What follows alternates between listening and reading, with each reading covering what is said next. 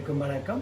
நாங்கள் 2016 நடைபெற்ற புலமை பரிசு பரீட்சை வினாத்தாள் 1 பற்றிய விளக்கத்தை நீங்கள் பெற்றுக்கொண்டீர்கள். இன்று நாங்கள் 21 to 25 வரையான விளக்கத்தை நாங்கள் அளிக்க இருக்கிறேன். பாப்பம், நாங்கள் வீடியோவுக்கு செல்வோம்.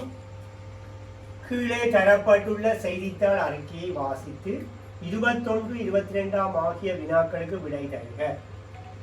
கண்டி மாவட்டத்தில் உள்ள சொல்லப்பட்ட கண்டி மாவட்டம் அவதானம் உள்ள ஒரே மழைக்காடாகிய மர எல்லைக்காடானது அனுமதியின்றி மரங்களை வெட்டுவதால் பயிற்சிகளுக்காக வெட்டி துப்புரவாக்குதல், சிறிய மின்வெளி நிலையங்களை அமைத்தல் போன்ற நிலைமைகளினால் கடும் சுற்றாடல் பாதிப்புக்கு உட்பட்டுள்ளது. மகாவலி, கங்கை உட்பட பல ஆறுகளின் வளம் பெறும் இக்காட்டில் ஏறத்தாழ 192 தாவர இனங்கள் இனங்காணப்பட்டுள்ள அதேவேளை அவற்றில் ஏறத்தாழ 92 இனங்கள் இலங்கைக்கு உரிய தாவரங்களாக கருதப்படுகின்றன. அவற்றில் 21 தாவர இனங்கள் இப்போது அழியும் அச்சுறுத்தலுக்கு உட்பட்டுள்ளன. இது சுற்றாடல் சார்ந்த செயற்பாட்டு வினாவோடு தொடர்படுத்தியிருக்கிறோம். இதை பாருங்கள், கண்டி மாவட்டத்தில் மொர எல்லைக்காடு இரண்டையும் அவதானமாக வச்சிருங்கள். இது பாருங்கள், இன்னும் ஒன்று சொல்லுங்கள், சுற்றாடல் பாதிப்புக்கு உட்பட்டுள்ளது. இந்த சுற்றாடல் பாதிப்புக்கு உட்பட்டுள்ளது என்னென்ன காரணங்கள் என்று சொல்லப்பட்டிருக்குது.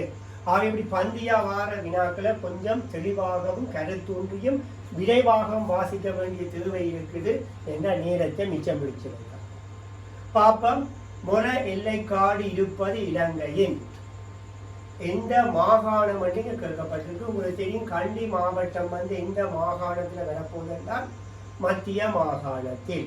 அது இலகுவா நேரடியா நீங்கள் கற்றுக்கொண்ட பாடத்தில இருந்து இதை விளங்கி செய்யலாம். ஆகவே இது இலகுவானது. அது நேரடியா விட வந்துட்டது. பின்வருவனவற்றுள் இச்செய்தித்தாள் அறிக்கைக்கு மிகவும் பொருத்தமான தலைப்பு யாது என்று கேட்கப்பட்டிருக்கு. முதலாவது விட சொல்லியிருக்கோம், மொர எல்லைக்காடு பயிற்சிகைக்காக வெட்டி துப்புரவாக்கப்படுகின்றன. ஒரு காரணம் இங்கு சொல்லப்படவில்லை, 3 காரணங்கள் சொல்லப்பட்டிருக்கிறபடியால் இது ஒரு காரணம் விடையாக வர வாய்ப்பில்லை. 2வது, மொர எல்லைக்காடு சுற்றாடல் பாதிப்புக்கு உட்பட்டுள்ளது. அப்ப இந்த உட்பட்டுள்ள எதற்கு என்று சொன்னா சுற்றாடல் பாதிப்புக்கு. அவை இந்தியாவில் சுற்றாடல் பாதிப்புக்கு உட்படுறதுக்கு காரணங்கள் சொல்லப்பட்டிருக்கு. அவை உங்களுக்கு ஊரடங்கு தான் விடை என்று நான் மற்றதையும் ஒருக்கா வாசித்துதான். மொர எல்லைக்காட்டில் தாவர இனங்கள் இனங்காணப்பட்டுள்ளன. அது சொல்லப்படவில்லை. தாவர இனங்கள் அழிந்து போகிறது பற்றி தான் சொல்லப்பட்டிருக்கு. ஆகவே 3வது விடையா வராது. ஆகவே எங்களுக்கு 2வது விடை சரியானது, சுற்றாடல் பாதிப்புக்கு உட்பட்டுள்ளது. ஆகவே நாங்கள் தொடர்ந்து 23வது வினா. 23வது வினாவை பார்ப்போம். ABCD என்னும் ஒவ்வொரு முக்கோணியிலும் உள்ள மிக பெரிய இலக்கத்தை பயன்படுத்தி ஆக்கத்தக்க மிக சிறிய எண் யாது? பெரிய இலக்கத்தை கொண்டு சிறிய இலக்கத்தை எழுத போகிறீர்கள். ஆகவே நீங்கள் பாருங்கள், ஏன் எப்பயுமே ABCD சொல்லப்பட்டிருக்க ஏயில இருந்து எடுக்கலாம்.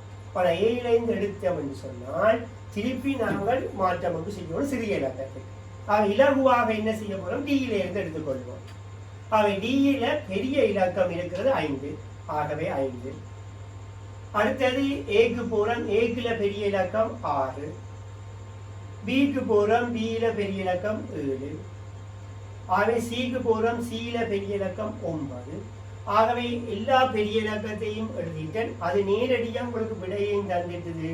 எல்லா பெரிய இலக்கங்களையும் கொண்டு ஒரு சிறிய இலக்கம், சிறிய எண்ணை எழுத சொல்லி, அதாவது சிறிய இலக்கத்தை பெரிய இலக்கத்தை பயன்படுத்தி ஆக்கத்தக்க மிகச் சிறிய எண் என்று கேட்டிருக்கு. முதல் இலக்கத்தை கொண்டு நாங்கள் ஒரு எண்ணை உருவாக்கிட்டோம், மிகச்சிறிய இலக்கம்.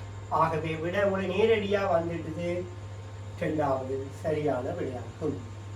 ஆகவே நாங்கள் ஏயில இருந்து எடுத்தீங்க என்று சொன்னால் மீண்டும் சிறிய இலக்கத்தை ஆக்க வேண்டும்.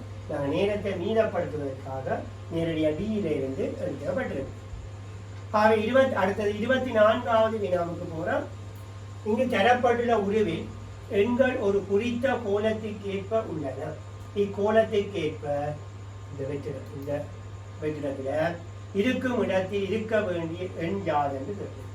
ஆகவே இங்கே இருந்து மேலே போகிறோம். இது 2 இங்க 15 தரப்பட்டிருக்கு, இங்க 9 தரப்பட்டிருக்கு. இது எப்படி வந்திருக்குன்னு நாங்கள் ஒருக்கா பார்ப்போம். முதல் கூட்டி பார்ப்போம். கூட்டி பார்த்தால் சரி 9 6 15. அதே மாதிரி நாங்கள் அடுத்த இலக்கம் 6ஐயும் 3ஐயும் கூட்டுவோம். 6ஐயும் 3ஐயும் கூட்டினோம்னா 9. அவை கூட்டப்பட்டிருக்கபடியா இது 2ஐயும் கூட்டி விட்டபடியா எங்களுக்கு சரி. அவை 15ம் 9ம் 24. அவை விடை 24 இருக்கிறபடியா சரியான விடை. 25வது போவோம். இது கொஞ்சம் பெரிய வினா, நன்கு சிந்திக்க வேண்டிய ஒரு வினா. பாப்போம். இதுல பின்வரும் உருக்களில் உள்ள எண் கோலத்திற்கேற்ப வெற்றிடத்தில் இருக்க வேண்டிய எண்ணை தெரிவு செய்க. பாப்போம். இதுல 18 எப்படி வந்தாருன்றதான் இருக்கு. இதுல 28 எப்படி வந்திருக்கிறார், இதுல 28 எப்படி வந்தவர், ஆகவே இதுக்கு என்ன வருவார் என்றதான் சரி. கொஞ்சம் கூடத்தான் சிந்திக்க வேண்டிய வினா. பாப்போம். நாங்கள் என்ன செய்ய போறோம்னா 18 வாரத்துக்கு இதை நீங்க செய்து பார்ப்பீர்கள். 3 5 15 இங்க 18 இருக்குது. ஆக சரி வர இல்லை. இதை நாங்க பெருக்கி பார்த்தோம். இதுக்கு பொருத்தமா அவ என்ன செய்ய போறோம்னா இதை கூட்டி பார்ப்போம். 8 கூட்டி போட்டு நாங்கள் என்ன செய்வோம்னா 2 கூட்டினோம்னா 18 செய்து பார்ப்போம். அதையும் 5ஐயும் 3ஐயும் கூட்டுறோம் 8. 8 2ஆல பெருக்கிறோம் 16ஓட திருப்பி ஒரு 2 கூட்டுறோம் 18. இதே மாதிரி இங்கேயும் செய்து பார்த்து சரி என்றால் அந்த வினாவுக்கு விடையை தெரிவு செய்ய முடியும். அதை பார்க்குற நாங்கள் என்ன செய்கிறோம்னா 7 6 13. 13ஓட 2 பெருக்கிறோம் 26. 26ஓட அதே மாதிரி 2 கூட்டுறோம் 28.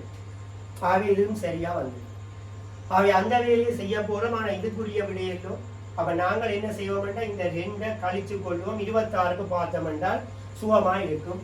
28லேருந்து நான் 2 கழிச்சு 26 வர வேணும். என்னென்றால் இதுல வார இலக்கத்தோட கூட்டி 2ஆல பெருக்கினால் 26 வர வேணும். அவை நான் முழுவதும் அதே மாதிரி ஒருக்கா செய்து பார்ப்போம்.